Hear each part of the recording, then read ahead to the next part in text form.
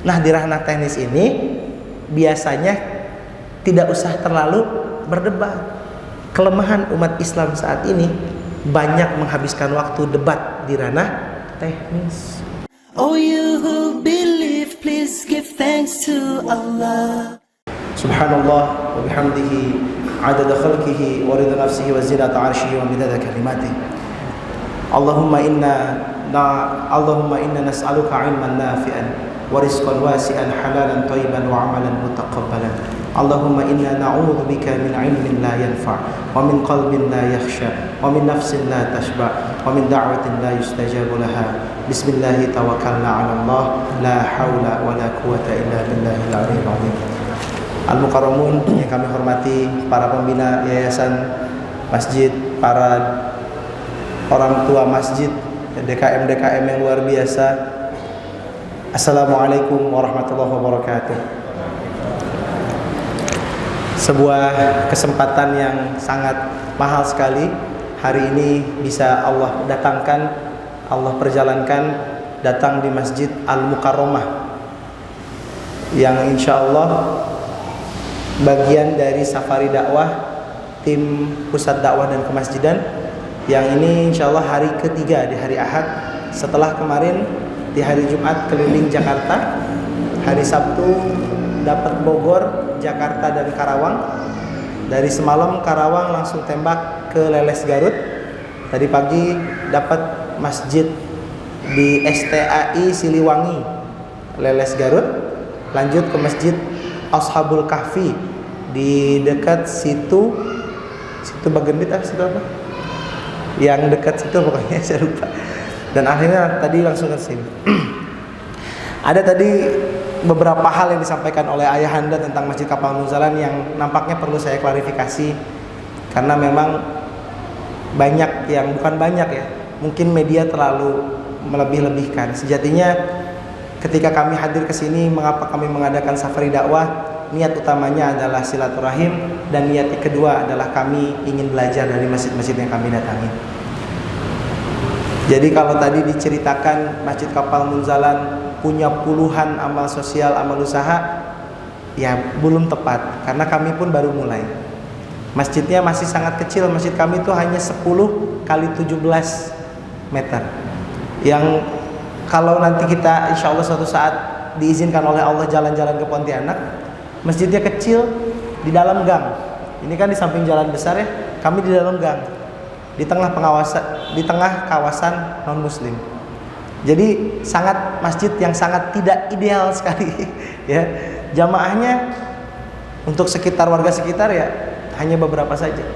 Tapi dengan izin Allah, ketika kita mengelola masjidnya dengan panduan Al-Qur'an dan memacu pada apa yang telah dijalankan Rasulullah melalui sirah nabinya, barulah kita punya kepercayaan diri untuk terus menyampaikan hal ini. Kenapa? Kami saja masjid yang di kota Pontianak, Kalimantan Barat, di tengah gang tadi bisa menyapa beberapa daerah, apalagi masjid di tengah kota kembang, kota Bandung. Alhamdulillah. Atunun. Ini agak batuk karena cuaca dari kota panas ke kota yang dingin ya. Pontianak panas Bapak Ibu karena tepat di garis khatulistiwa. Saya perkenalkan, nama saya Muhammad Adi Nugraha. Saya asli Cicalengka. Jadi saya orang Bandung. Selesai saya di Gontor. Jadi saya lebih lama tinggal di kota lain daripada di Bandung. Saya selesai SD di Cicalengka, lanjut SMP di Jatinangor, di Al-Aqsa. Lanjut ke Gontor, di Gontor 12 tahun. Selesai S1 di Gontor, pulang ke Bandung menikah. Sambil mengabdi di beberapa tempat, buka usaha juga, menyelesaikan S2 di Unisba. Cuman dapat 2 tahun, di tahun 2020 dapat telepon dari Ustadz Lukman, yang merupakan wali kelas kami di Gontor, pembimbing kami di Gontor, langsung ngajak, yuk dakwah ke Kalimantan Barat. Awalnya bingung, gimana kalau saya dakwah ninggalin orang tua? Saya izin ke orang tua, ibu, bapak, AA diajak dakwah ke Kalimantan. Di luar tadinya ingin dikuatkan untuk stay di Bandung gitu. Udah nggak usah kemana-mana, di Bandung aja. Pengennya gitu. Tapi jawaban ibu berbeda. Ibu bilang apa? Kalau itu untuk agama Allah, pergilah nak. Semua bisnis ditinggalkan. Bahkan ketika itu dalam proses penulisan tesis, akhirnya saya harus nulis tesis di Kalimantan Barat. Dengan izin Allah, sekarang sudah berjalan 2 tahun tinggal di Kalimantan Barat dan menjadi warga Pontianak. Jadi ini adalah safari dakwah sekaligus pulang kampung. Gitu, alhamdulillah. Ada banyak hal yang menarik tentang proses kemakmuran masjid yang tadi diceritakan. Masjid Kapal Munzalan yang kecil tadi, Bu. Bapak, 17 kali 10 meter persegi. Masjidnya sangat tidak estetik. Kalau kita lihat masjid ini, pencahayaan, sirkulasi udara keren banget. Tadi saya cerita sama ayahanda, masjid ini dibangun oleh arsitektur handal terkenal di kota Bandung, Bapak Nukman almarhum. Makanya masjidnya keren. Kalau masjid kami nggak ada yang bangun. Artinya siapa? To'yah sebagai wakil pengasuh atau sebagai pewakif ngebangun begitu saja. Yang penting jadi masjid bentuknya kapal. Kenapa itu namanya Kapal Munzalan? Karena kapal itu filosofi diambil dari kisah Nabi Nuh. Dan nama Munzalan pun diambil dari doanya Nabi Nuh ketika terombang-ambing di atas kapal. Di Quran surah Al-Mu'minun ayat 29, Allah memerintahkan Nabi Nuh dengan redaksi doa yang Allah ajarkan. Kan biasanya kalau kita dengerin baca ayat yang doa Nabi, redaksinya itu dari Nabi. Nabi Adam doa sama Allah, Rabbana zalamna anfusana wa innam taghfir lana wa tarhamna lanakunanna minal khasirin. Nabi Adam yang mengeluarkan redaksi itu Allah abadikan dalam Quran. Nabi Yunus dalam perut ikan berdoa, Allahu la ilaha illa anta subhanaka inni kuntu minaz zalimin. Redaksinya dari Nabi Yunus Allah abadikan dalam Quran. Begitupun Nabi Musa, qala rabbi shrah li sadri wa yassir li amri wahlul 'uqdatam min lisani yafqahu qawli. Tapi beda dengan satu doa ini, ketika Nabi Nuh terombang-ambing di atas kapal selama 4 bulan lebih karena banjirnya nggak surut-surut, kondisinya galau, anaknya udah meninggal, istrinya nggak ada, sendirian. Kalau dilihat dari mentalnya Nabi Nuh ketika itu, betapa sakit hatinya, harusnya sakit hati banget sama Allah. Kenapa? Ya Allah, ucing wae naik ke kapal naha anak abdi teu gitu. Bahasa gitu. Nah, di situ betul-betul keikhlasan seorang nabi. Akhirnya Allah kasih doa. Doanya apa? Kata Allah, "Kul, hei Nuh, katakanlah, Rabbi anzilni munzalan mubarakan wa anta khairul munzilin." Ya Allah, turunkanlah saya di tempat yang penuh dengan keberkahan. Munzalan mubarakan, tempat yang penuh dengan keberkahan. Wa anta khairul munzilin, sesungguhnya engkau adalah orang yang menentukan tempat. Mungkin perjalanan kita saat ini, perjalanan semuanya kita saat ini ada di munzalan kita masing-masing. Ada yang tempatnya di masjid, ada yang tempatnya di rumah tangga, apapun itu, semua adalah tempat yang Allah tentukan dan insya Allah keberkahan akan turun di dalam. Nah, kalau tadi cerita tentang munzalan, teman-teman yang sudah ikut PMB mungkin sudah tidak asing. Kalau di munzalan, di bawahnya munzalan ada 4 kaki. Ada pusat dakwah dan kemasjidan, ada amal pendidikan, amal sosial dan amal usaha. 4 kaki ini berdiri berdampingan. Diambil dari mana? Diambil, diekstrak dari surah At-Taubah ayat 18. Ini yang mendasari kenapa munzalan membentuk 4 amal ini. Tapi sebelum kita bahas detailnya, kita akan balik ke judul acara pada sore hari ini. Judul acaranya apa? Judul acaranya adalah berdaya dari masjid yang ada note yang sangat bagus banget, apa? Adalah menuju masjid makmur berkah berlimpah. Kita bahas makmur berkah berlimpah. Apa itu definisi dari masjid makmur? Kita semua ketika ingin memakmurkan masjid, membuat lembaga bernama Dewan Kemakmuran Masjid. Tapi ketika ditanya, what is makmur? Apa itu makmur? Kita mungkin punya perspektif yang berbeda. Ini kenapa?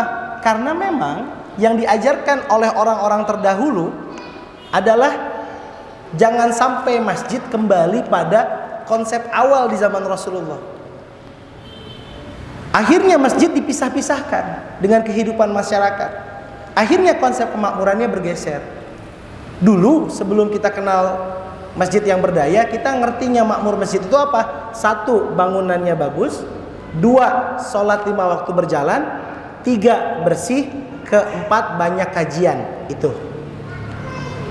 Bukan berarti keempat ini salah, tidak. Keempat ini baik, tapi nggak cuman itu. Kemakmuran ini diambil dari kata-kata di surah yang sama, di surah At-Taubah ayat 18 tadi. Di awalnya dibuka sama Allah, a'udzubillahi minasyaitonirrajim, innama ya'muru. Sesungguhnya yang bisa memakmurkan masjid, kata Allah, kata-kata memakmurkan dalam Al-Quran adalah ya'muru. Nah, bahasa Arabnya diambil dari kata-kata ain, mim, dan ro, amaro. Memakmurkan bahasa lainnya imarah. Nah, kalau kita buka makna asli dalam bahasa Arab, mahia imarah, apa sih memakmurkan itu? Ternyata ada 2 definisi besar dari kata memakmurkan. Yang pertama, memakmurkan masjid adalah mensepakati sebuah kesepakatan yang dijaga dan dijalankan bersama. Itu dalam bahasa Arab. Bahasa simpelnya apa, Ustadz? Makmur yang nomor 1 adalah berjamaah. Kok gitu? Yes. Karena banyak orang mendirikan masjid, berjamaahnya hanya dalam sholat. Dalam proses kemakmuran dia tidak berjamaah. Dalam proses kehidupan sosial dia tidak berjamaah. Kok bisa banyak takmir masjid berantem satu sama lain masalah hal remeh-temeh? Banyak orang ketua DKM yang tidak bisa memimpin kemakmuran masjidnya. Kenapa? Karena tidak berjamaah. Hebatnya Rasulullah. Ini Pak, kita tafakurin bareng ya. Kita nggak salah milih Nabi, insya Allah. Pasti nggak salah milih Nabi. Dan kita juga nggak salah milih Al-Quran sebagai pegangan dan Allah sebagai Tuhan kita. Kenapa? Coba bayangin. Rasulullah diperintahkan sholat sama Allah dengan peristiwa Isra Mi'raj. Ketika itu yang turun sama Rasulullah adalah perintahnya aqimus sholat tanpa tutorialnya. Coba cari di Quran bagaimana cara mengerjakan sholat dari takbir sampai salam, tidak ada. Beda dengan wudu. Di surah Taubah ada dijelasin. Ya, wudu itu jelas dari muka, tangannya sampai siku, rambut, kepala, jelasin di wudu. Tapi kalau sholat enggak. Bahkan hadisnya saja itu cuman sallu kama ra'aitumuni usolli. Kalian sholatlah seperti kalian melihat aku mengerjakan sholat. Jadi nggak ada Rasulullah bikin textbook how to sholat, nggak ada. Hebatnya sholatnya masih berjalan sampai saat ini di seluruh dunia dengan gerakan yang sama. Ustadz, ada yang beda, ada yang takbirnya gini, ada yang gini, ada yang itu. Itu furu, tapi semua rokaatnya sama, semua rukunnya sama. Setelah Al-Fatihah baca surat, dia ruku, nggak langsung sujud. Ini simbol Rasulullah mengajarkan sholat, mengajarkan bagaimana beribadah berjamaah dalam masjid. Itu bukan sekedar ritual, bukan sekedar ritual. Kalau dalam bahasa orang sosiologi itu tarian. Tariannya membawa pesan, dan pesannya itu bisa diimplementasikan dan harus diimplementasikan dalam kehidupan sehari-hari. Coba kita tafakur di sholat berjamaah. Banyaknya kita bahas sholat tuh sampai di ranah fikih. Fikih harus tahu karena sholatnya harus sah, biar ada impact pada dirinya. Tapi sholat itu harus diekstrak menjadi kepribadian kita. Ketika kita melihat sholat jamaah, ada imam, ada makmum. Pertanyaan saya, makmum yang di belakang kalau nggak ngikutin imam, makmumnya batal apa enggak? Contoh, imamnya takbir, Allahu Akbar, dia ruku, makmumnya sujud. Kira-kira yang batal imamnya apa makmumnya? Makmum. Kenapa? Karena makmumnya tidak taat sama imam. Yang terjadi di kita di masyarakat gimana? Lain yang disuruh, lain yang dikerjakan. Pimpinannya bilang A, karena dia punya perspektif yang berbeda, saya B aja. Kenapa? Karena nggak mau berjamaah. Padahal pimpinannya yang dia pilih juga. Yang kedua, ketika pimpinan kita salah, keliru, lupa dalam mengerjakan sholat, tugas makmum apa? Kalau laki-laki diingatkan dengan, perempuan diingatkan dengan subhanallah. Boleh nggak ngingetin imam sampai bilang gini, Pak salah Pak? Ketika ada makmum bilang dari belakang, salah, rakaat kedua ini bukan ketiga, yang batal makmumnya apa imamnya? Banyaknya dari kita belum berjamaah dalam kehidupan. Begitupun belum berjamaah dalam memakmurkan masjid. Kenapa? Banyak makmum-makmum yang tidak taat. Akhirnya ketika dia jadi imam, dia juga nggak becus jadi imam. Karena imam yang terbaik adalah ketika dia diambil dari makmum yang taat. Makmum yang taat akan bisa menjadi imam yang baik. Tapi kalau makmum yang tidak taat, pasti tidak becus jadi imam. Nah, imarah yang utama itu adalah kepemimpinan, adalah keberjamaahan. Ini yang kita kadang lupa. Mendirikan masjid sendiri-sendiri, pakai ide sendiri, nggak ngajak orang lain. Tidak mau bermusyawarah, tidak mau bikin syuro. Akhirnya apa? Akhirnya rapuh masjidnya. Mungkin bisa, saya pengusaha, saya orang hebat, mungkin berdiri, tapi tidak akan ramai. Kenapa? Ada ego di situ dan kebanggaan. Imarah tidak boleh, jamaah. Makanya tadi ayahanda cerita membangun masjid bersama teman-teman banyak sekali. Dan sekarang beliau bercerita tinggal berdua pendiri masjid. Ya, kita doakan semoga ayahanda sehat, ya, selalu Allah jaga dalam kesehatan dan kebaikan. Jadi mendirikan masjid, memakmurkan masjid itu konsep utamanya adalah imarah. Bukan sekedar sholat. Banyak yang dari kita pengen jadi pimpinan, nggak pengen dipimpin. Yang kedua, mahia imarah. Imarah itu adalah membuat sesuatu yang sebelumnya berantakan menjadi tersistem. Bahasa Arabnya taghyirul makan atau taghyirul syai' min ghairi manhaj ilal manhaj. Membuat sesuatu yang sebelumnya tidak tersistem menjadi sistem. Tersistem. Berarti kalau kita mau memikirkan bagaimana memakmurkan, otak kita harus otak sistemasi, nggak boleh sporadis. Ayo kita bikin makan-makan, dari mana dananya? Saya punya uang, plak, paling sekali Pak. Yang harus dipikirkan oleh kita bagaimana keberlangsungan program ini berjalan. Contoh yang lain, bagaimana masjid mengembagi program sosialnya. Jangan seperti orang-orang, jangan seperti orang yang keliru. Apa? Dia membagikan program-program tapi tidak memikirkan dampak hasilnya. Seperti orang melempar atau menggarami lautan. Ada garam satu mangkok dibawa ke laut, dilempar. Kira-kira air laut berubah jadi lebih asin gak? Mau bawa 2 kontainer juga gak bakal berubah air laut. Tapi garam yang hanya sedikit, ketika kita masak di masakan yang tepat dan kita nakar garam yang tepat, masakan kita tadi akan jadi masakan yang enak. Itulah program yang tersistem.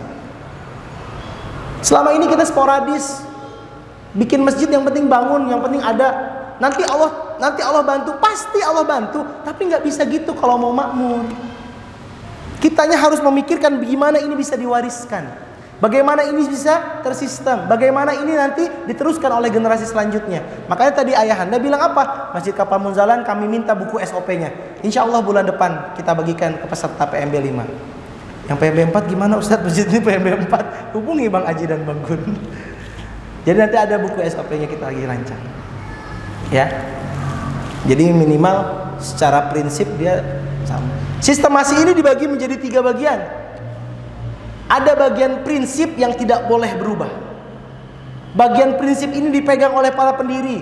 Cita-citanya dipegang betul-betul, diamanahkan oleh orang selanjutnya. Dan prinsip ini gak boleh berubah. Ini dipegang oleh nanti orang yang memegang tongkat estafet imam tadi, kepemimpinan. Ini prinsip, gak boleh berubah. Di Munzalan banyak hal-hal prinsip yang tidak boleh kita rubah. Banyak sekali. Salah satu hal prinsip di Munzalan, ketika orang datang ke Munzalan, dia harus komitmen dengan akad apa? Samarasi contoh. Apa itu samarasi? Sakinah, mawadah, warahmah bersama satu istri. Jadi di Munzalan tidak menganut sistem poligami karena tidak akan ada Aisyah sebelum Khadijah wafat. Makanya di Munzalan yang akhwat-akhwatnya namanya Khadijah Munzalan. Bapak-bapak jangan sedih dulu ya. Ibu-ibu yes kan dapat dalil sudah. Kenapa? Karena dalam dakwah Pak, dalam berjuang, istri yang ada di rumah itu udah istri kedua. Saya sama istri akad dari awal. Kalau mau nikah sama saya, kamu harus siap jadi istri kedua. Kenapa kata dia? Karena istri saya umat. Gak ada urusan rumah tangga, urusan keluarga yang bisa mengalahkan urusan umat. Siap. Ya udah. Tanda tangan di atas hati. Artinya udah, kalau nikah ke depannya apapun acaranya, kalau ini urusan umat, saya dulukan umat. Artinya kalau orang punya istri kedua, istri ketiga, tidak akan bisa melihat bagaimana ke depannya. Karena dakwah ini dakwah awal. Islam belum jaya. Islam belum stabil, Islam masih ngerintis, kita masih dikeroyok, dikelilingin Quraisy bahasanya. Harus fokus sama dakwah, nggak bisa kita. Ini sesuatu yang prinsip di Munzalan yang sekarang kita pegang teguh. Makanya kalau ada orang yang mau 2 apa 3, nggak boleh di dalam Munzalan. Kecuali poliganti, bukan poligami. Yang pertama kayaknya tidak support dakwah, setelah dicek, Ustaz kayaknya nggak lanjut, ya sudah nggak apa-apa, ganti yang bisa mensupport. Masih boleh. Ya, tapi kalau poligami enggak kita. Bukan berarti kita menyalahi syariat, tidak. Kita tetap tidak menentang. Tapi untuk dakwah ini kita mengambil ijtihad, ini prinsip yang tidak boleh digoyang. Contoh. Yang kedua di sistemasi ini ada ranah namanya ranah strategis. Nah, di ranah strategis ini turunlah bagaimana kita memanage strategik dakwah. Masjid nanti mau gimana? Perlu nggak kita mendirikan setelah TK ini SD? Tadi ayah bercerita, kita baru cuman punya SD setelah sekian tahun, tapi SD-nya akreditasi A. Mungkin secara strategik itulah yang dibutuhkan. Kami pun di Munzalan, ini Pak mohon infonya, Munzalan Boarding School dalam rangka kami tutup tahun ini. Kok ditutup Ustaz? Yes, karena masuk ke ranah strategik, bukan itu yang kita garap hari ini. Yang kita fokuskan adalah TK dan SD tanpa mengikuti kurikulum siapapun. Jadi sekolahnya bukan sekolah SD, sekolah paket A. Isinya kurikulum kita buat. Dan bahkan sekolah yang di sana ke depannya strategiknya tidak akan menerima siswa selain siswa yang siap jadi kader umat. Jadi itu sekolahnya bangsawan. Sekolah anak-anaknya internal. Artinya apa? Saya jadi kader. Orangnya di Palu, orangnya di Jogja, kirim ke Munzalan. Belajar di sana. Selesai SD kirim ke Gontor, kirim ke Mesir. Contoh seperti itu. Nah, insya Allah 2024 Munzalan Boarding School akan bertransformasi nanti menjadi Kuliyatul Mu'alimin Al-Islamiyah, menjadi KMI seperti Gontor di Kalimantan Barat. Itu ranah strategik. Tapi harus tersistem, nggak bisa sporadis, nggak bisa pimpinan tiba-tiba bilang, kayaknya bagus ya kalau kita bikin SD, nggak bisa. Ibu bapak nanti bikin memakmurkan masjid terus bilang, di Bandung lagi rame nih, all you can eat, buka yuk di masjid yuk, coba yuk. Nggak bisa. Harus ngobrol, harus musyawarah, harus lihat strategiknya. Baru ranah yang terakhir yang paling bawah, ranah teknis. Nah di ranah teknis ini biasanya tidak usah terlalu berdebat. Kelemahan umat Islam saat ini banyak menghabiskan waktu debat di ranah teknis.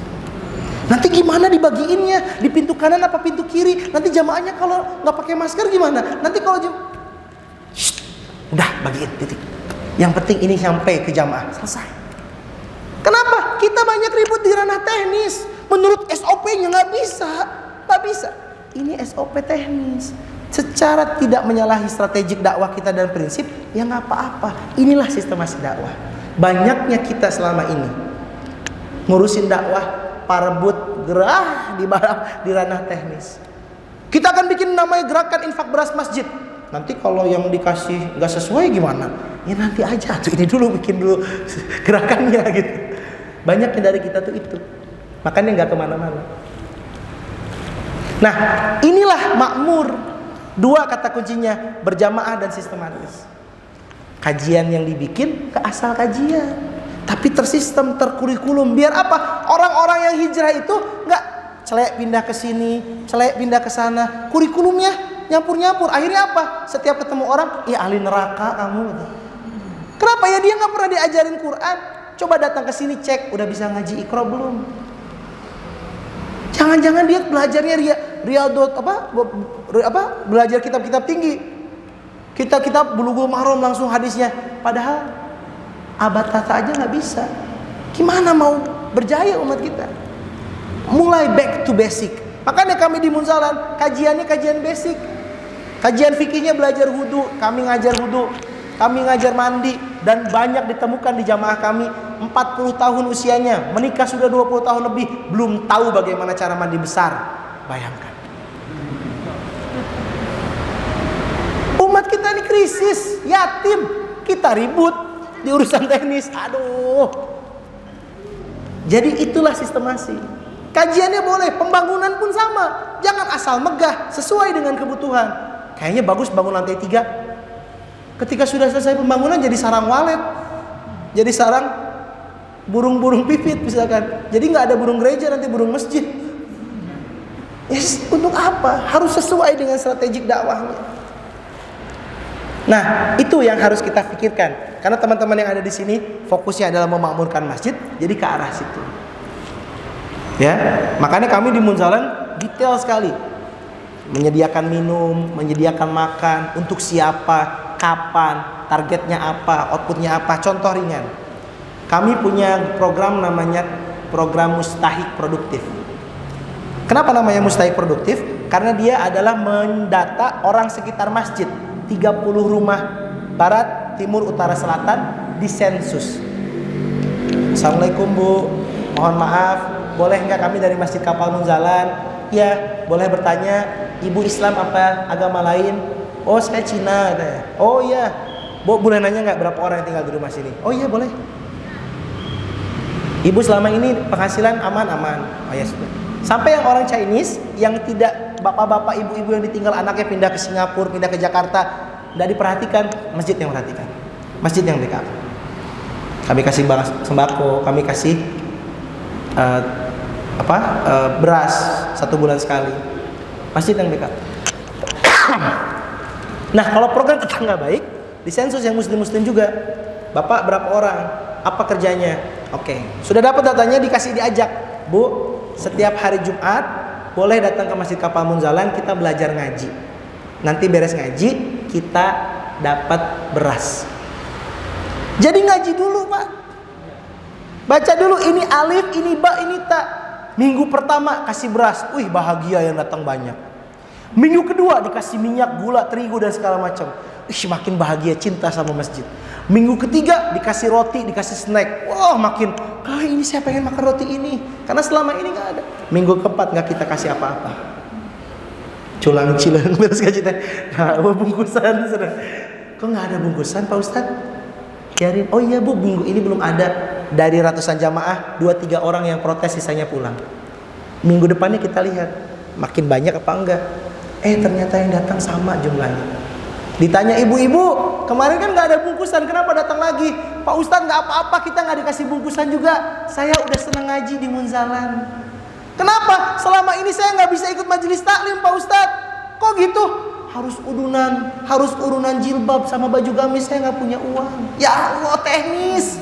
Bayangin, nggak ngaji gara-gara harus urunan baju gamis. Si Sesa lagi, saya suruh merek ya, 12 bulan gitu kan. Lucu umat kita saat ini. Jadi seneng akhirnya. Naik level kedua treatmentnya Bu. Habis itu dikasih beras lagi. Mereka udah ngerti. Di bulan ketiga Pak, kita pancing mereka. Ibu-ibu, kita mau bagiin celengan infak beras sama ibu-ibu. Apa itu Pak Ustadz? Ini celengannya, nanti bawa ke rumah, silahkan isi. Bulan depan kumpulin celengannya. Untuk apa nih Pak Ustadz? Uang dari celengan itu kita jadikan beras, diantar untuk ada yatim penghafal Quran di pondok-pondok. Mau nggak Bu? Mau katanya. Kita sempat skeptis. Alah, paling mau doang. Orang mereka mustahik, ya nggak? Dikasih infak, ya gimana? Bulan depan kami terperang, kami diam, menangis, malu sama diri sendiri. Dari 100-an jamaah terkumpul uang 8 juta. Mereka semangat ngisi cengcreng. Pak Ustadz penuh Pak Ustadz. Dibuka receh semua. Ibu uang dari mana? Ngumpulin tiap hari Pak Ustadz. Akhirnya apa? Mereka yang mustahik biasanya gini, kita naikin mentalnya dari mental memberi. Di bulan Ramadan kita ajak ibu-ibu, mau nggak buka puasa di pesantren? Kita buka puasa sama anak yatim. Mau katanya. Ya nanti ibu-ibu silakan masak di rumah, bawa kue. Kita pancing lagi. Bawa nggak kue? Ternyata kita nyiapin 2 pick up, 1 Triton, Satu pick up L300. L300 barang-barang Masjid Kapal Munzalan sama Baitul Mal. Yang Triton yang besar rencananya barang-barang mustahik. Dan ibu tahu Tritonnya nggak cukup. Mereka masak bakwan, masak kue. Ibu dari mana? Kan bulan lalu dikasih terigu Pak Ustadz sama masjid. Ya udah saya jadiin kue bakwan, saya jadiin gorengan untuk dibawa ke anak-anak buka puasa nanti malam. Ibu-ibu mustahik yang tadinya hanya gini sekarang memberi. Dan akhirnya masuk ke level selanjutnya. Kita ajak untuk berdaya. Ibu yang jago masak, masuk dapur masjid. Bikin masakan untuk santri-santri. Ibu yang jago ngejahit, yuk bikin baju. Sampai ke level itu kita memberdayakan. Itu gimana caranya? Prinsip dipegang, strategik disusun, teknisnya dirapihkan. Jangan kebalik. Itu cara kita mempraktekkan.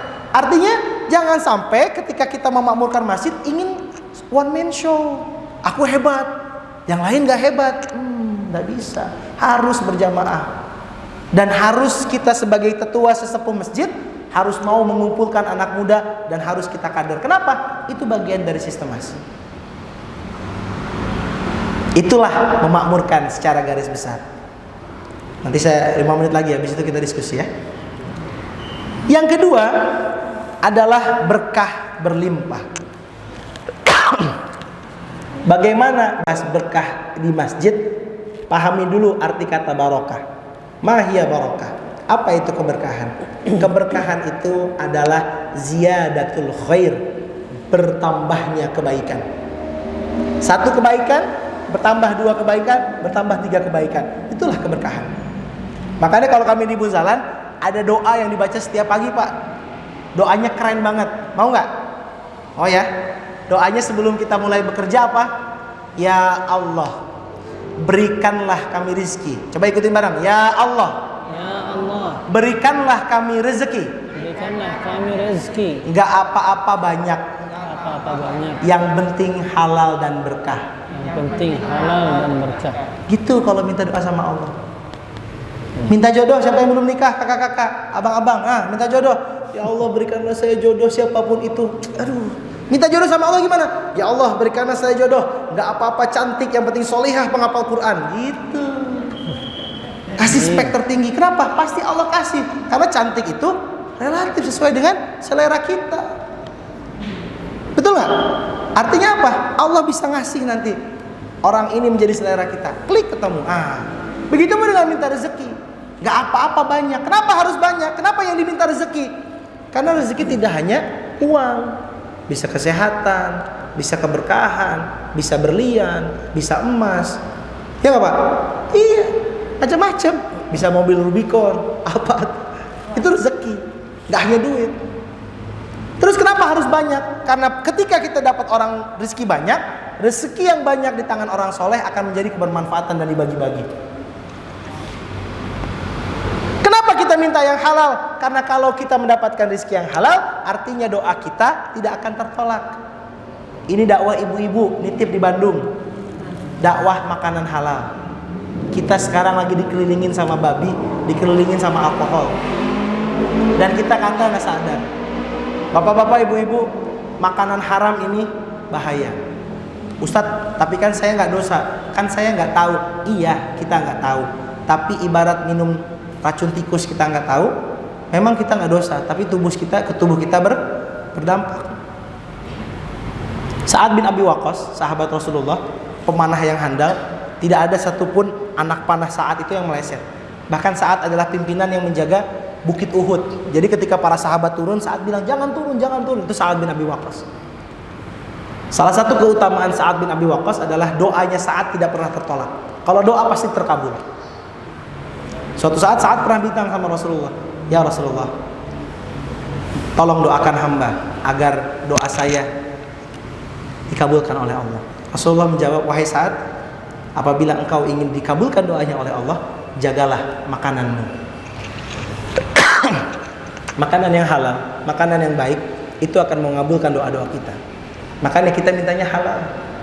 Biar apa? Biar doanya terkabul. Dan yang terakhir, kita mintanya berkah. Kenapa berkah? Karena dengan rezeki yang berkah akan bertambah ketaatan. Tapi kalau rezeki yang tidak berkah, barang-barang yang tidak berkah didapat sama kita, yang nambah kesombongan, yang nambah kemunafikan. Nauzubillah summa nauzubillah. Kan orang, mohon maaf nih Bu ya, orang pakai mobil, kita sebutin mereknya, pakai mobil Xenia rendah hati, ya wajar lah. Tapi kan bagus kalau orangnya pakai mobil Rubicon rendah hati. Artinya apa? Bukan masalah barangnya, tapi masalah kesiapan hati kita nerima itu. Ustaz, masa dakwah tidak sederhana? Rasulullah nggak pernah ada riwayatnya ketika dakwah naik keledai, ketika perang naik keledai, nggak pernah. Pasti naik unta terbaik, naik kuda terbaik. Pedangnya Rasulullah itu bertabur emas, bertabur zamrud. Kenapa? Menunjukkan betapa hebatnya izahnya seorang muslim. Lah kita turun ke dunia dakwah kucel, tara mandi, kelek bau, aduh, rusak. Kita sekarang brand ambassador Rasulullah, makanya harus fresh. Ya, itulah keberkahan. Nah, ketika kita membahas keberkahan di masjid, kita nggak usah khawatir, karena janjinya Allah di surah Al-Isra ayat pertama, surat ke-17 ayat pertama, Subhanalladzi asra bi'abdihi lailan minal masjidil haram ilal masjidil aqsa alladzi barakna haulahu. Barakna haulahu. Janjinya Allah kepada setiap masjid, ketika masjid itu dimakmurkan dengan konsep kemakmuran yang tepat, maka Allah akan menurunkan keberkahan. Di sini judulnya berkah berlimpah. Kenapa berlimpah? Yang namanya berlimpah artinya wadahnya tidak cukup.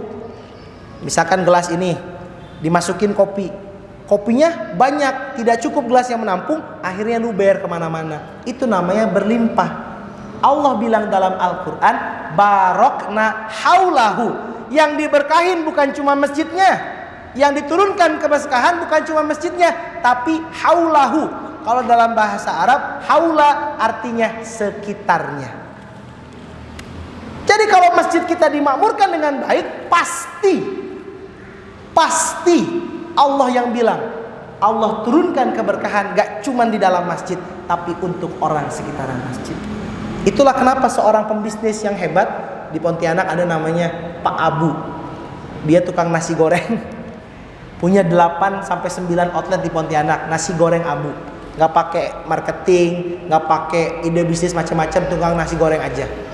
Tapi dia punya satu SOP. Apa SOP-nya? Kalau bikin cabang harus dekat masjid. Beliau orang Madura. Kenapa Pak Abu harus dekat masjid? Barokah tajir katanya. Dia mencari keberkahan di sekitar masjid karena janji Allah, barokna haulahu. Bapak Ibu berbahagialah kalau antum ada rumahnya di sekitar masjid, pasti banyak keberkahan.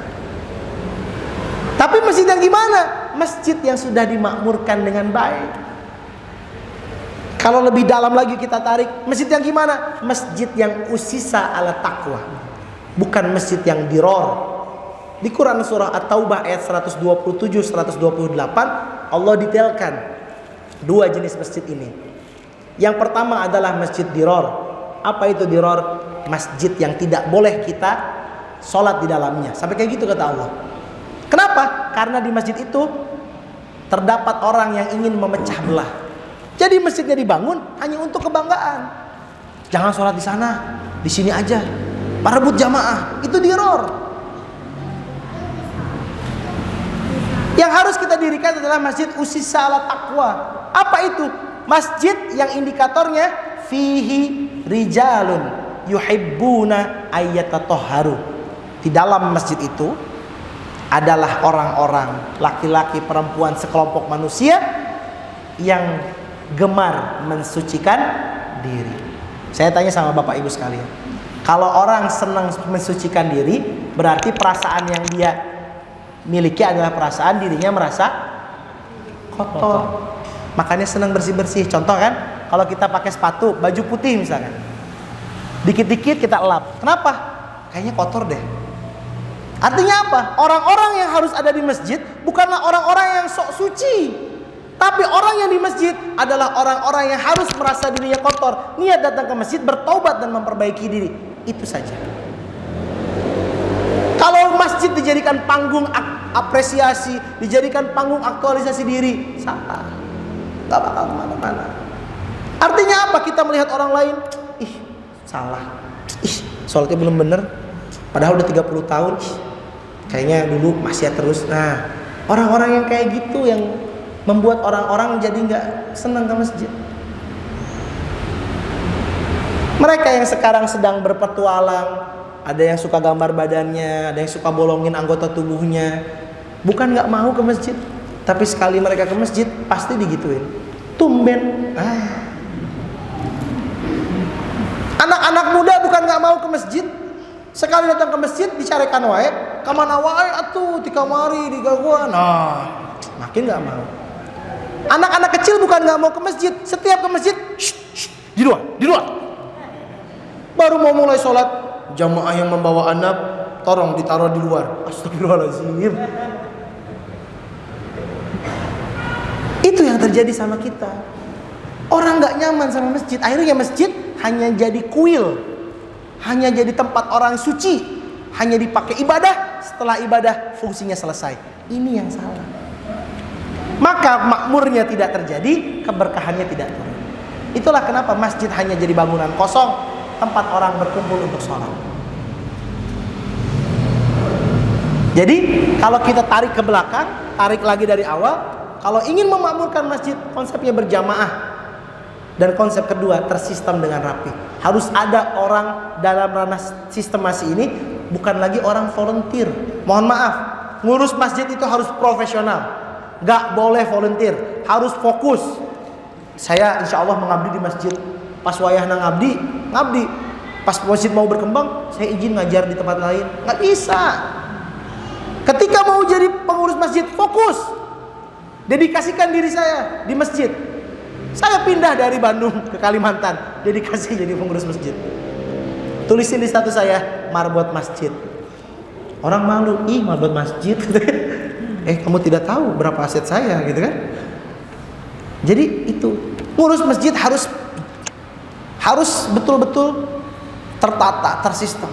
Dan jangan malu anak-anak muda, teteh-teteh yang sekarang, saya S1 jurusan teknis di Unpad, di ITB, tapi masa ngurus masjid? Kok masa? Kalau antum kerja di perusahaan luar negeri, sehebat apapun perusahaannya punya manusia, ini punya Allah.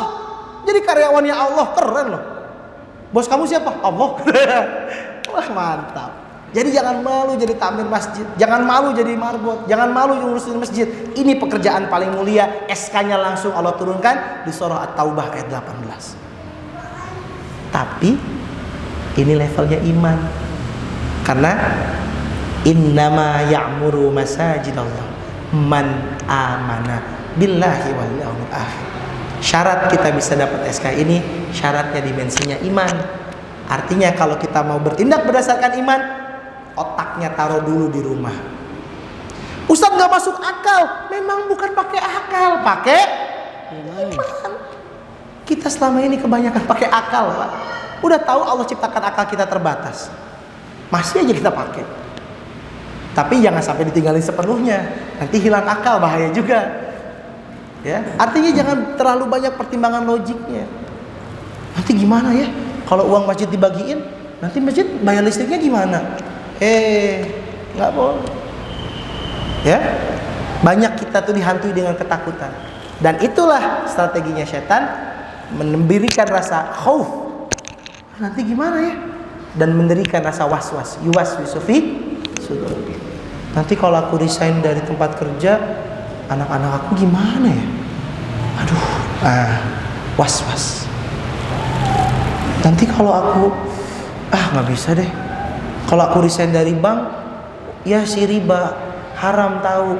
Tapi kan cicilan mobil masih 2 tahun. Was-was. Dia lebih mendahulukan logika dibandingkan keimanan. Nah, SK menemukan masjid ini dimensinya dimensi ini. Ya, jadi itu bahasan kita tentang judul acara kali ini adalah menuju masjid yang makmur, berkah berlimpah. Makmurkan dulu, keberkahan turun tidak hanya untuk masjidnya, tapi berlimpah ke orang-orang yang ada di sekitaran masjid. Barakallahu fikum. Mungkin nanti ada forum diskusi tanya jawab. Kami serahkan. Jazakumullah. Ya, baik, sekarang ada sesi tanya jawab. barangkali di antara jamaah ya bapak-bapak dan ibu-ibu yang ingin bertanya berkaitan dengan kemasjidan, ya masalah problema, ya bisa langsung disampaikan. Ya, saya lihat di sini banyak aktivis masjid, barangkali bisa langsung ditanyakan kepada beliau. Baik, saya buka dulu untuk ya ikhwan, satu orang. Baik, sudah ada satu orang. Untuk akhwat barangkali ada? Dari akhwat? Baik, langsung untuk ikhwan saja dulu. Baik, kami persilakan.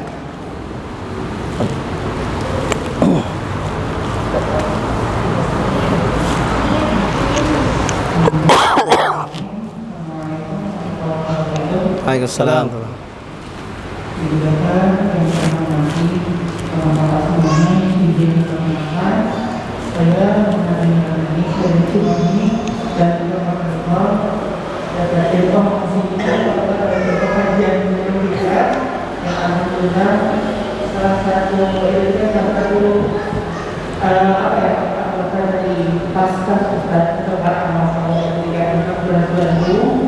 Alhamdulillah bisa kembali mungkin ada beberapa yang saya sampaikan selain itu terkait ini juga kalau dari masjid sekitar saya itu terjadi sekitar 2 karena saya ingin bangun istilahnya itu yang seperti kajian pada misalnya bagi kami. Namun saya juga sudah koordinasi mungkin ke pihak lainnya, walaupun belum sempat atau bagaimana. Dan kita pernah bicara ke istilahnya itu ke pemoderasi sekitar wilayah Cimahi lah, gitu. Ngobrol gitu. Maka juga yang ada apa istilahnya ada kajian rutin atau mungkin kajian bulanan lah istilahnya gitu ya. Yang pertama mungkin jamaahnya mungkin beberapa orang gitu lah. Kalau misalkan bagi tamunya istilahnya sedikit ya. Dan juga yang jenis bagi saya pribadi itu walaupun masjidnya sudah sebagus apapun, tapi kalau misalkan itu terbiasa sampaikan kayaknya tidak ada masjid yang viral ataupun masjid yang sangat apa, saya harus research dulu di masjidnya tuh oke, cuma apakah termasuk 2 sebenarnya itu yang harus yang dilakukan. Yang pertama, anak-anak juga kenapa juga karena juga sering ribut gitu ya. Jadi pertanyaannya gimana bedain masjid Diror sama Masjid Al Taqwa gitu ya? Iya, itu yang pertama. Kemudian yang kedua, bagaimana khusus saya ketika saya tuh ingin apa namanya tuh berpikir mau untuk masjid, karena ada perasaan sebenarnya gitu apa istilahnya itu takutnya anak-anaknya ibu takutnya istilahnya itu. Oke, siap. Jadi yang pertama bedain Masjid Diror sama Masjid Al Taqwa. Yang kedua gimana nanti kalau saya memakmurkan masjid dengan konsep ini, ternyata resikonya anak-anaknya tidak bisa diatur, tidak bisa tertib. Oke, siap, bisa jawab. Jadi yang pertama Kang, kalau kita melihat bagaimana konsep Masjid Diror dan Ussisa Al Taqwa tadi, ini adalah masjid yang harus kita lihat ke diri sendiri. Kacamata ini nggak boleh dilihat untuk menilai masjid orang. Ibu bapak datang ke masjid, terus lihat, ih Diror, nggak boleh. Nggak boleh. Kacamata Diror sama Ussisa Al Taqwa hanya boleh dipakai untuk menilai diri sendiri. Hanya boleh dipakai untuk menilai masjid yang kita kelola. Masjid saya ini pecah belah nggak ya? Jangan sampai kita musuhin orang loh. Jangan sampai. Salah satu hal yang membuat saya betah di Munzalan, saya punya pimpinan namanya Ustadz Nur Hasan. Dipanggilnya To'ya. Hebatnya beliau, ada orang yang zolim sama beliau, ada orang yang menyakiti beliau, beliau datang ke rumahnya dan minta maaf. Apa yang beliau ucapkan? Saya tidak mau punya musuh. Karena kalau saya pengurus masjid bikin musuh, saya takut masjid saya jadi diror. Segitunya. Jadi memusuhi. Ada orang yang protes, biarkan. Kok gini? Masjid kok bagi-bagi makan? Masjid kok ngurusin penghijauan? Bikinlah kajian. Waktunya kajian dia nggak datang kan? Biarin aja. Artinya biarlah vokalis-vokalis itu bersuara. Kita fokus pada tujuan. Tapi jangan sampai akang semuanya datang ke masjid orang terus lihat masih di roar masjid ini. Nggak kayak masjid saya, udah usis alat takwa. Nggak boleh. Tidak boleh. Ya, ini hanya untuk dinilai ke dalam. Terus yang kedua, Ustadz gimana kalau kita mau makmurkan masjid, terus konsekuensinya masjid jadi kotor. Masjidnya terbuka untuk umum 24 jam. Banyak yang tidur, orang gelandangan. Anak-anak boleh mampir di masjid, boleh sholat di masjid. Pas sholat ribut. Disitulah ranah strategi kita harus main. Artinya apa? Yang mau tidur di masjid dibeliin matras. Ini matrasnya biar nggak ngiler bau ke karpet. Berapa sih harga matras? Nggak makal 5M? Nggak. Ya Pak. Ketika ada anak-anak ribut, wah ribut. Namanya anak-anak. Anak saya usia 1,5 tahun sama 3 tahun. Playground favorit mereka Masjid Kapal Munzalan. Kalau udah azan, Allahu Akbar, Allahu Akbar. Anak yang kecil tuh, kembali 1,5 tahun. Ayah, anjan. Dia langsung ke masjid. Nyampe masjid lari. Wah, dudukin kotak amal. Wow, didorong sama kakaknya. Ya. Ini siapa ketua masjidnya? Saya Pak. Itu anak saya. Tapi nggak apa-apa. Tapi waktunya sholat kita kasih tahu. Yang sholatnya tertib, rapi, nggak bersuara. Pulang dari sholat isya ini kita ke Munzalan Mat ngambil es krim satu-satu. Sore, siap katanya. Pas sholat Allahu Akbar, dia langsung gini. Biarin nama juga anak-anak. Bahkan ada namanya program sepeda anak masjid. Apa tuh? Anak masjid yang subuhnya ke masjid 1 bulan berturut-turut tanpa absen, di hari tertentu dikasih sepeda. Dek, ini sepedanya. Ya Allah Bu, namanya sepeda, kita pasti punya namanya sepeda pertama dalam hidup. Dan itu momen yang paling indah, betul? Bayangin kalau momen itu dikasih sama masjid. Kira-kira sampai tua dia gak bakal lupa. Kan kita tanya, dulu sepeda siapa yang beliin? Dulu waktu sunatan dibeliin bapak, ya kan? Dulu waktu bisa masuk SD dibeliin mama. Nanti, dulu siapa yang berikan sepeda? Alhamdulillah, sholat subuh sebulan penuh dapat dari masjid. Itu baru. Akhirnya apa? Orang-orang yang ada nyaman. Masjid, Ustadz banyak orang yang gak mandi Ustadz di masjid. Bisa jadi kamar mandi kita gak settle untuk mandi. Siapin kamar mandinya, sabun-sabunnya. Kalau bisa kasih anduk sekalian. Melayani kok. Masa orang datang ke Pati Pijat, selamat datang ke masjid. Apa lo? Soror banget. Datang ke masjid tuh, ahlan was ahlan. Lihat, raja viral gara-gara nertibin. Selamat datang, silahkan rapikan ininya segala macam. Kenapa bisa viral? Karena dia ngelakuin sesuatu yang aneh. Aneh menurut siapa? Aneh menurut orang kebanyakan yang sudah terlanjur aneh ini. Akhirnya, itulah kata Rasulullah, Islam akan datang dalam kondisi gorib. Aneh. Orang yang mendirikan agama Islam, menegakkan Islam itu menjadi aneh saat ini. Dan nanti Islam akan hilang dalam kondisi gorib. Sekarang gitu. Pakai jilbab yang benar aneh. Pakai baju yang benar aneh. Tapi pakai baju yang you can see, you can touch, you can do anything, nggak aneh. Artinya apa? Kita ada di zaman itu. Makanya yuk bikin gerakannya. Gitu Kang ya. Jadi jangan sampai datang ke masjid menilai masjidnya, apalagi masjid orang lain. Konsep tadi nilai untuk masjid kita. Di rapat Dewan Kemakmuran, oke, siapa yang sudah kita sakiti minggu ini? Nggak ada Pak, alhamdulillah. Jangan sampai ada jamaah yang terusir. Jangan sampai ada mereka yang datang ke masjid kehilangan sendal. Kalau bisa sendal mereka hilang, kita ganti. Bapak, sendal yang hilang apa mereknya? Swallow. Saya ganti Haspapis. Akhirnya semua hilang sendal. Ya, artinya gitu disiapin. Mohon maaf nih cerita sedikit. 6 bulan yang lalu lah, ya pertengahan corona, ketika corona sudah mulai aktif, sudah mulai turun, kita sudah mulai WFH. Ada kejadian di Masjid Kapal adalah seorang SPA kehilangan motor. Ketika itu kita punya parkiran baru, belum ada CCTV-nya. Satpamnya belum kita set up. Motor hilang 1. Apa yang dilakukan kami? sebagai yang bertanggung jawab di Masjid Kapal Muzalan, kita belikan motor baru. Ini motor baru. Kenapa kamu hilangnya motor di masjid? Ini motor baru, silakan pakai. Setelah itu baru lapangannya ada satpam, ada CCTV. Bukan berarti disuruh orang hilangin motor diganti motor baru semua, enggak. Ya, unik ceritanya seperti itu. Ya, jadi konsepnya kayak tadi. Jangan sampai kita malah menilai dengan yang lain. Gitu kan ya? Nuhun, siap. Ada lagi yang lain?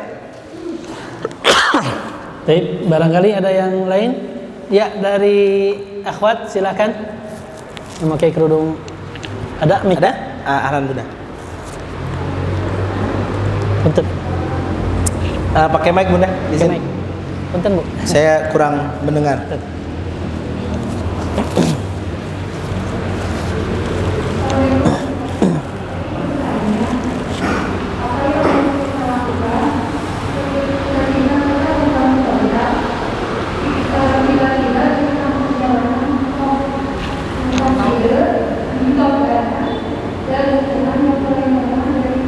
Oh ya. Bagaimana cara mengembalikan lagi semangat dan dialognya setelah orang berjalan sesuai dengan perencanaan? Karena orang tersebut Yang bikin mentok program Dana. Izin coba masker soal agak kurang mohon maaf.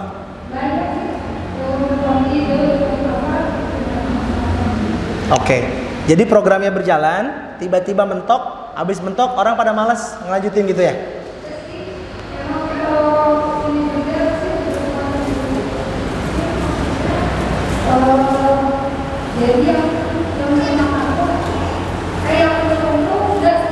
Oh iya. Sip. Ustadz gimana kalau yang ngerjain kita-kita aja. Yang lain nggak mendukung, cenderung cemberut kalau kita bikin kegiatan. Apa yang kita lakukan? Pas banget pertanyaan yang nggak ada yang kebetulan. Saya mau closing satu ayat, ini sekaligus closing statement kita. Adalah surah Fatir ayat 15. Yang punya aplikasi di HP, yuk buka bareng-bareng. Aplikasi yang saya rekomendasikan Qoro'ah. Kita yang develop, insyaallah. Di surah Fatir itu surat keberapa? 35. Ayat berapa? Ayat 15. A'udzubillahi minasyaitonirrajim. Ya ayyuhan nasu antumul fuqara'u ilallah. Hai manusia, kata Allah. Hai semua manusia. Antum, kata Allah, berarti kita fakir. Fakir. Ibu tahu nggak perbedaan fakir sama miskin? Apa bedanya miskin sama fakir, Bunda? Kalau miskin punya pekerjaan tapi tidak cukup. Kalau fakir Tidak punya pekerjaan. case-nya gimana? Fakir itu siapa? Oke, saya jelasin. Kalau miskin, dia masih punya semangat, masih punya tubuh yang lengkap, masih punya badan yang lengkap, tapi nggak punya kecakapan. Akhirnya apa? Pekerjaan yang dia lakukan nggak bisa memenuhi kebutuhan harian. Masjid harus melihat ini sebagai mustahik yang bisa di-upgrade. Oh, dia ini sebenarnya bisa ngejahit, tapi kurang rapi, diajarin pelatihan menjahit. Itu empowerment ke depannya. Oke? Itu miskin, dinaikin derajatnya. Tapi kalau fakir, mohon maaf, fakir itu hanya bisa dipelihara. Contoh, tua renta, lansia, pikun, stroke, disable, misalkan udah benar-benar nggak bisa bergerak, itu fakir, tanpa daya. Artinya apa? Kita harus hadir untuk dia, mensupport hidupnya, karena dia nggak bisa di-upgrade. Ayo bikin pelatihan bisnis khusus orang yang kena penyakit stroke misalkan, nggak bisa. Memang dia di kasur, gitu ya. Pelatihan meningkatkan kesejahteraan orang lansia yang punya penyakit Alzheimer misalkan, nggak bisa. Jangan kan ngitung duit, namanya aja susah, sering lupa kan. Nah, artinya apa? Itu fakir. Nah, Allah bilang di sini, Allah bilang apa? Ya ayuhan nas, hai manusia, antumul fuqara'u ilallah. Kalau tanpa Allah, kita ini fakir kondisinya, tanpa daya, nggak bisa mikir, nggak bisa gerak, nggak bisa ngapa-ngapain.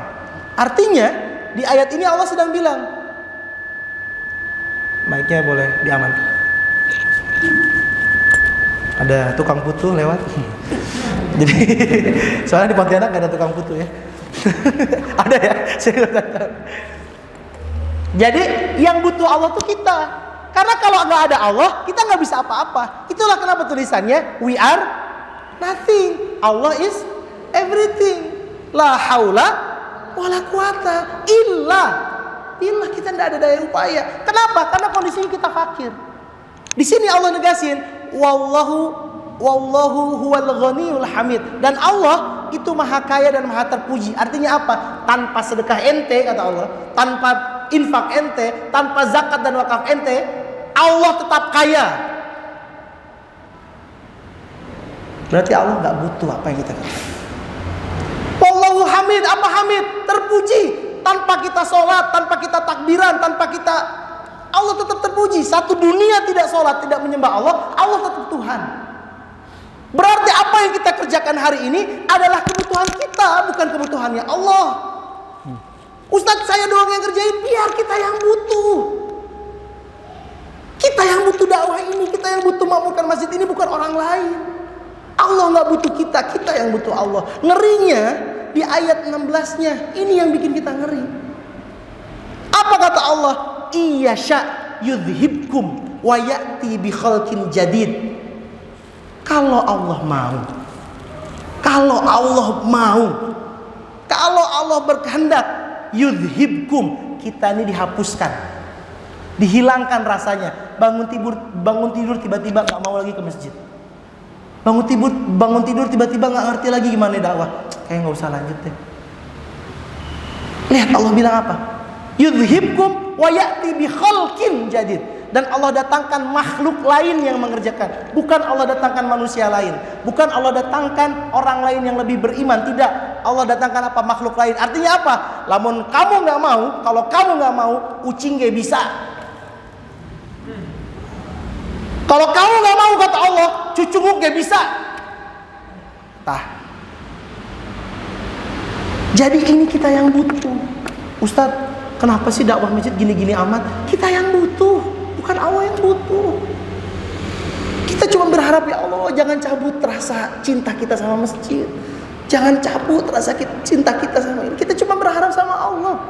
Ditutup sama Allah di ayat selanjutnya, wa madzalika 'alallahi bi'aziz. Mengganti kita dengan kucing tadi itu nggak sulit bagi Allah, gampang. Jadi kalau ngurusin masjid, memakmurkan masjid, jangan sibuk menilai orang lain. Selagi kita menyampaikan dengan baik, selagi kita fokus hanya untuk mencari ridho Allah, lanjutkan. Nanti Allah datangkan orang-orang yang membantu, pasti.